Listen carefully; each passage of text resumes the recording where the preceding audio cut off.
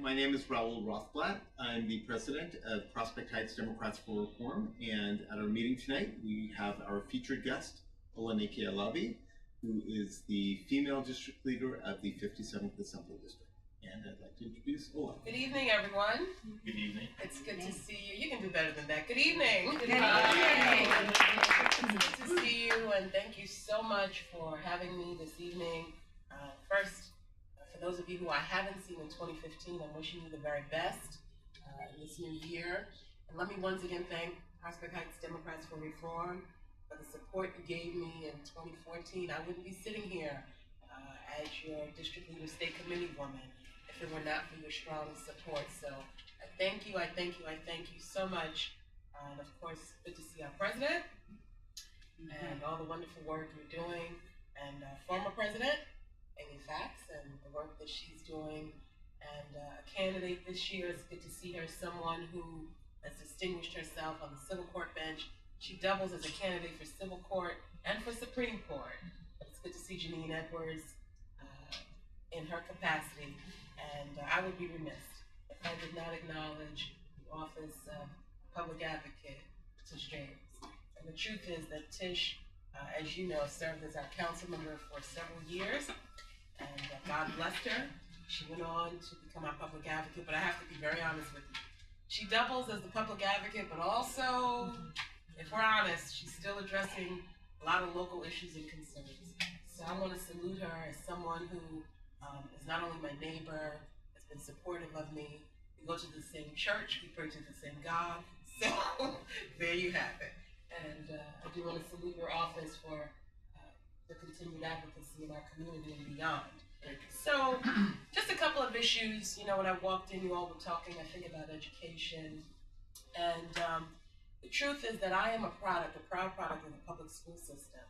I went to PS20, and last week, with all of the Protect Our Schools rallies that were happening, actually, our public advocate did one at my alma mater, which is PS20.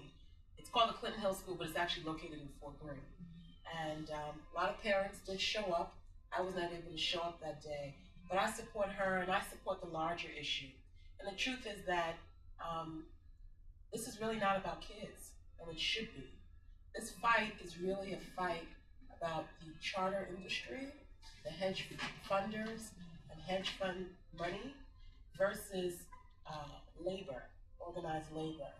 And if we're honest, this is also revenge and vindictiveness, because the teachers' unions, both on the state and local level, did not support our governor. And so now that he's been reelected without them, I think this is an opportunity to show them who's in charge in the state of New York. That's me, Ola talking. So with that said, kids get caught in the middle, and some teachers who really do mean well by students. I believe that the majority of the teachers do mean well. I have relatives of mine who are teachers, and teachers have to contend with a lot. They not only have to, oftentimes, believe it or not, purchase some of the very utensils in their classrooms, but the role of teachers has changed tremendously. I remember growing up, and I had a guidance counselor, and I had a teacher, and I had a gym teacher.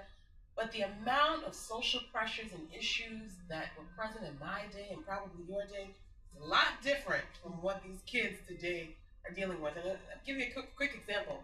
My brother said to me recently that he wanted me to help him find a hairdresser for one of his students. And so I said, well, she has a family, why can't they do it? And he said, well, you don't understand. She's got some problems with family. So she comes to school every day ready to shout.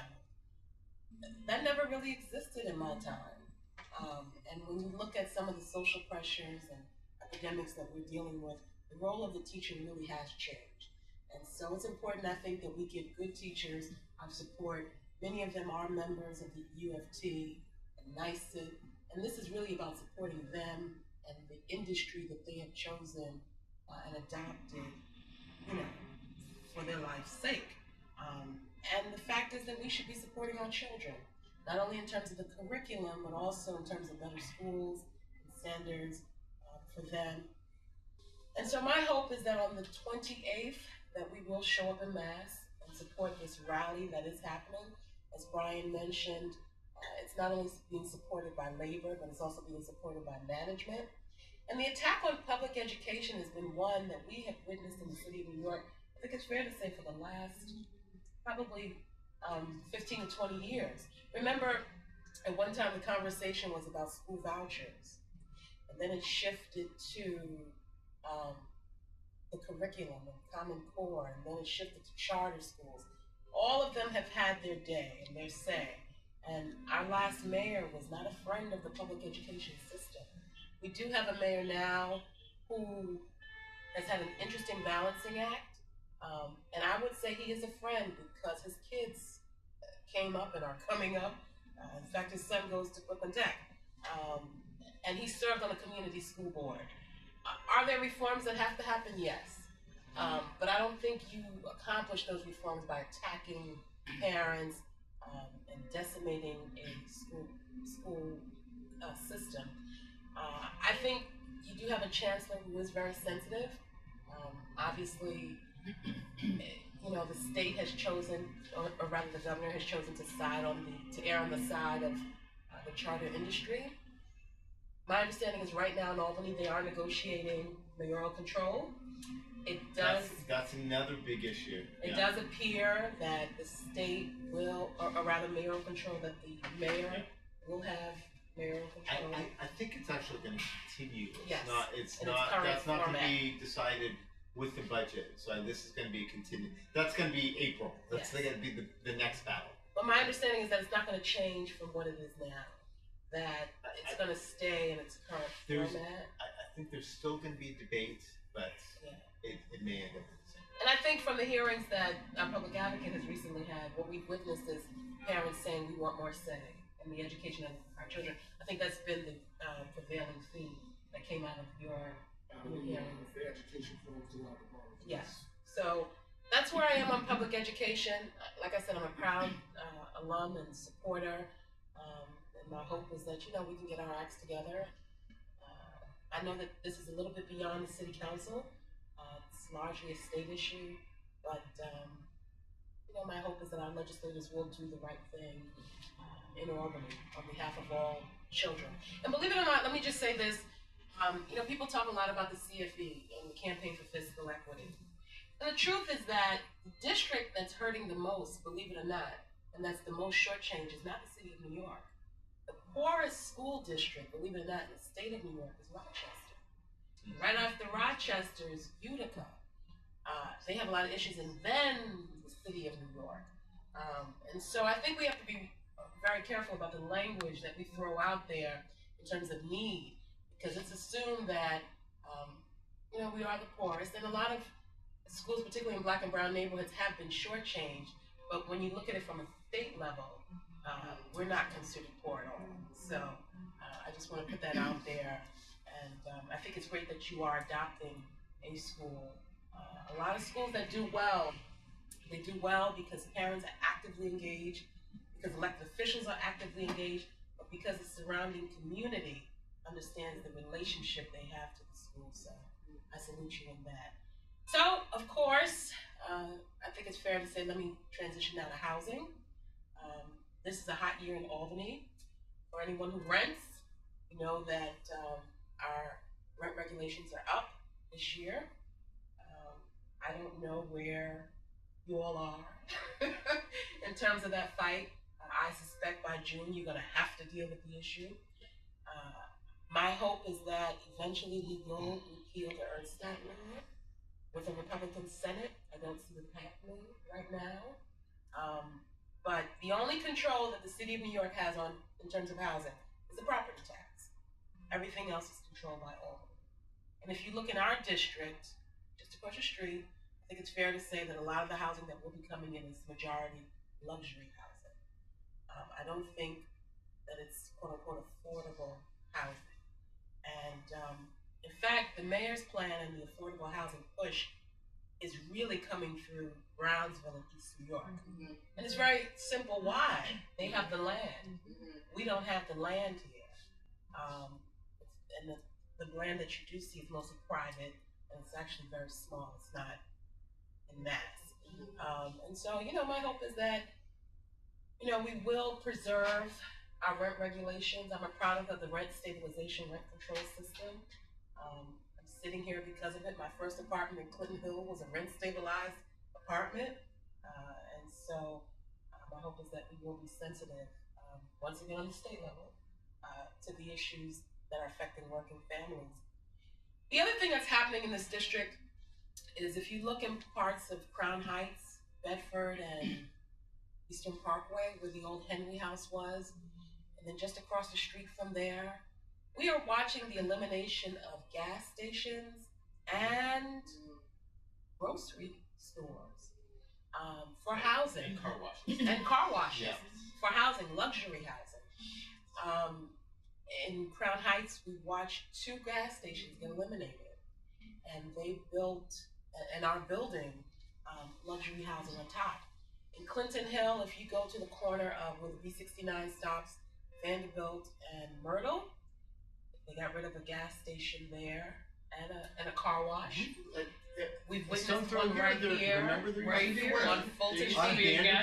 On Vanderbilt and Atlantic, and on Dean and Flatbush. Then in Clinton Hill, we have a terrible situation now where they are actually eliminating a key food to build housing. And the person who really has brought this to the attention of the community and deserves a lot of credit, of course, is our public advocate. She actually lives across the street from where this is happening. And there are no guarantees that we will get a supermarket back at that location. And if you know the location, you know that it's across the street from one of our, in fact, the largest polling site in the district that serves a lot of seniors and a lot of homeowners. The second largest in the city. Yes, oh my God. And a major public housing development. So it's a concern for us.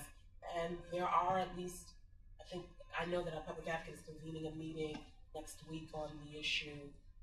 But essentially the developer has basically said, look, I have the right to do this.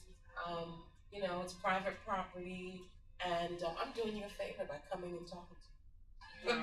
That's been his attitude, and that's a really poor attitude to have. It is Dan Supreme, Richard Roadman, who's been very nice, by the way. He's the landlord. Developer is the slate group. That is who's developing the property. So that's where we are. And of course, in our district right now, we've watched slowly the implementation of Vision Zero, and thanks to many of your members, slow zones. And of course, the Prospect Heights Neighborhood Development Council deserves a lot of credit for that as well. The truth is, as you know, our current mayor did this as an initiative to address pedestrian safety, and of course, the fact that we have more cars on the streets, more citizens who are here. Everybody doesn't take public transportation, believe it or not. There are people who are still driving. So we've got to address the issues that are there. So we have people like Ada who like to drive. Now got to drive at 20 miles per hour, right? You can't be speeding along like you like to do. I'm joking, but we witnessed that, and it's had somewhat of a difference. Of course, enforcement is key, right? You can't tell people to drive slower if you don't have enforcement officials on the streets, police or traffic agents or whomever, to make sure that that's happening. I think around our schools, which actually have better signage, slow and speed humps and speed bumps, we have seen a difference somewhat. But the truth is that, and I'm happy that Peter Crashes and his group, Dean Street, have really taken on this Move Plan NYC, and that is to address traffic and transportation as it affects the city as a whole, and to coordinate the activities. So I think, that's obviously something that we're concerned about. Healthcare, we have 2 major healthcare facilities in our district. One is Brooklyn Hospital, which is going through a leadership transition right now. It's a private institution. The other is Cumberland Diagnostic and Treatment Center, which is an HHC, City of New York institution. Both have seen an uptick in their patients the patient intake. Obviously, because we have more folks who are in the district now who are moving in. If you have folks who don't have health care, obviously they're going to want to go to a place that takes individuals who lack health insurance, and they can pay either nothing or a very nominal fee. And then, of course, Brooklyn is private, so although they're open to what's called charity care, they make their money off of actual private insurance. But both are undergoing, Brooklyn is undergoing a serious leadership change and really embarking on a number of initiatives. Cumberland is largely serves an immigrant population and people in public housing. There's a great safety net institution. I don't know what many folks in our district where they'd be going without Cumberland. And then, of course, we have a couple of providers here and there in between. But this is a district where a lot of people do have health insurance. And the people that don't, a lot of them are transient. They're living here, obviously, out of a need, or they're a student, right? Or, there's a job situation or, whatever the current situation is at the moment. In terms of ailments that are in the district, obviously, heart disease continues to be the #1 killer in America, and even in this district. The fact is that, believe it or not, women do die of major heart disease, in terms of heart attacks, strokes, things of that sort. Some of it is stress, but some of it is also family related. And then in terms of our men, we see some of the cancers that are there, obesity. HIV and AIDS is something that is present in our district, that we do see that shows up, and believe it or not, it's even showing up in a senior population. So it's just not limited to one group or the other. I do want to commend you at this point and really salute you for the conversation you had on public safety a couple of months ago. It was a hot issue then, and guess what? It's still a hot issue now. There's an email that I'm going to be sending out over the next couple of days about a group that will be hosting a community conversation not too far from here about police-community relations. It's a topic that is very reactionary. When there's a shooting of an unarmed civilian, we tend to react. And we see all the protests. The interesting thing now is that this is a national movement, and just not confined to New York. So, we see hands up, don't shoot, all lives matter, Black lives matter. But we do have to deal with it. And, the fact is that I think our current mayor and, of course, our public advocate and others deserve a lot of credit for taking on stop and frisk at a time when it wasn't popular. Yeah. But obviously we have a commissioner that, has got to grow in some areas and recognize that, he works for the city of New York. If I can make a plug too, the 78th Precinct Council were on the 77th, but they definitely, went to one of the meetings recently and they want more people to come, so and it was actually very nice in there. It's on Tuesday nights, Tuesday of the month. And our district attorney was at the 88th Precinct Council meeting last night. He talked about the work that his office is doing. They have, there are a lot of men who were wrongfully convicted, as you've been reading in the press. And his office, actually, I think it's about 11 or 12, 15 men. He has a spreadsheet. He talked about guns last night. He showed shootings and where they've been happening in Brooklyn. And then over the next, I think, couple of weeks and months, he's going to be visiting a lot of churches to talk about the work of his office. And, obviously, if you've read the New York Times over the past couple of days, clearly, he stepped into office, and for the first time in probably a long time, we witnessed an officer being indicted over what happened in East New York with Todd Gurley. But the truth of the matter is that, as a society, we are never going to move forward unless there are real reforms as it relates to both police and community. So I, certainly salute you for having that community conversation. and I believe our borough president took a page out of your book. Yeah. He had one too, and he's having several. And it's good to share ideas. So I salute him for looking to the model for that. Last week, many of us joined him to march over the Brooklyn Bridge to celebrate Selma. The truth is, we're here because of the sacrifices that were made, which generated a lot of good things on behalf of women, disabled, gay community. We can live now comfortably because of the sacrifices that people like John Lewis and Dr. King and others took. So I was really proud to march over the bridge with our borough president, and I recognize that it was more than a march. It really is a continuous movement. And to borrow a quote from our former governor, he said, there's still chapters of the civil rights movement that have to be written. He was right. So I salute him and Eric for coming up with that initiative. This is a slow political year, as I mentioned. As you know, May 5th is a special election happening in 43rd District and the 11th Congressional District. Irene Kamau, as you probably know, accepted an offer with the Cuomo administration, and I think Michael Grimm's case speaks for itself. Then in September, if there are contested elections, which will mostly be judicial, in this district, the only person that's up for election is Michael Gerstein, sits in the civil court right now. If he does get a race, more than likely it will be on a Thursday, because Tuesday is Rosh Hashanah. And also, we have to be in accordance with state law, and that is the primary is always the second Tuesday after the second Monday. Second Tuesday after the second Monday is Rosh Hashanah, so we more than likely will have to move it to a Thursday.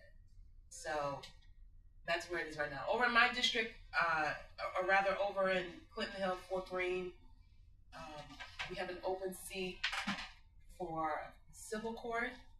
Waveney Toussaint experienced an ascension. She's now the Supreme. It's an opening. And there's only one candidate who's stepped forward so far. So she's not contested that our polling sites will not be open. So, AA knows if you do want to work the polls, certainly, get me your applications and I will forward them on to the board. Finally, let me salute you for something that I really, really want to commend you on, and that is for running county committee. And if you see what is happening over there in that 43rd district, trust me, you will give yourselves a wonderful round of applause. No one is running on the Democratic line in the 43rd district. That is because county committee, no one ran county committee. And the very person who did, Mr. Philpotts, actually lost the Democratic line because of a snafu filing the paperwork. So no one is running on the Democratic line over there. But I want to salute you for doing it. And you did it not, thinking in terms of ambition, but to involve more people in the process. So I salute you for that. We are expected to have the county dinner is April 30th. Our county leader has said he wants to have regular Democratic meetings. The last one we had in Starrett City, a public advocate, the speaker was there. Did you shoot up? I was there. And this club showed up? And this club showed up. Yep. Andrew Stewart Cousins was there. Our president was there. So we had a very good turnout.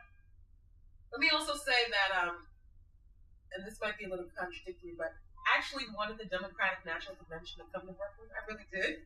I did. And I know some of my friends beat up on me, people like Lucy Coteam and others. But if you've ever been to a convention, it's a lot of fun. You meet a lot of people and you can do a lot of things. But, Brooklyn lost out. I have to be very honest with you. I never really thought we had a shot. Because I was at the one in 2008 and I recognize what they look for. But, let's hope for the future that we can get the convention. Finally, we have a major problem, as Ada knows. We have a senior center. It's just behind us, Woodland Senior Center, and it also doubles as a daycare. And once again, public advocate has really been at the forefront of this issue as well. The lease is up for renewal, and that location, 966 Fulton Street, has really been a safety net institution for young mothers who can't find daycare, or in which daycare is just extremely expensive, and of course for seniors who are looking for programs and a place to go, Friday nights for jazz. The city pays a lot of money for rent, and the landlord wants more money, and it does not look good at all, which means that's a site that you'll either see housing on or something else, luxury house or something else there, not the programs that are there now. So my hope is that, you know, he will be sensitive and accept the offer that the city has put forth its way. Let me just add that, you know, this district is covered by community boards 2, 3, 8, and 9. 3 of those community boards have been very quiet. 9 you hear a lot about because there's a lot of development, zoning issues that are going on there. But we have a new leader over there. Dwayne Nicholson submitted his resignation, and it is expected that in next month there will be an election for a new community board chair. It's conceivable, and it looks as though 2 candidates will be stepping forward, or 1 candidate. I believe it's Demetrius Lawrence, who serves as one of the vice chairs, and someone who's talking about it and serve as a former chair, Rabbi Wilson. So that's what's happening there. So that's it for me for the evening. I continue to be your loyal, humble servant, traveling across the district and attending meetings. I do have to ask at least one. Are you making an endorsement in the 43rd? No, I'm not. And let me tell you why. I know, number one, my endorsement will mean nothing, right? Because it's a different district. You're in the 57th. Right? But, you know, let me be very honest with you. There are 2 candidates in the race. Well, there are 4 candidates in the race, right? In total. There are 2 that obviously I have positive, strong working relationships with. They're both district leaders, and it just doesn't. As I looked at it and I assessed it, it just didn't make sense for me. And I have allies on both sides of that equation. So, you know, I wish them the very best as they press forward. But as I looked at the whole thing, it just didn't make sense. I suspect that the majority of folks who have an interest, Labor, at least what I heard as of today, probably stand out of it, is essentially you have, you know, a WFP candidate is supported obviously by the Clarks, some assembly people, and then you have a district leader who is supported by our president and our senator and a number of stakeholders, faith-based institutions over there, and some labor. Then you have another district leader who has a strong name recognition, a family that's been in that community for many years and is related to our deceased and some of these murdered councilmen. So, you know, I think the race will be very interesting, and I will not be interested. Very well, thank you. So, I just want to tell you, when 8A first sent me the text to come by, I responded by saying, "Is that a question?" I said, "Of course I'll come by." And Marty knows I love Prospect Heights. I walk through Prospect Heights. all know that from Mayoral, feel free to call me whenever. I enjoy public service, and but what is more addressing the needs and concerns of our community. Thank you so much for having me, and if you're not on my email list, give Ada your email address, and I'll gladly add.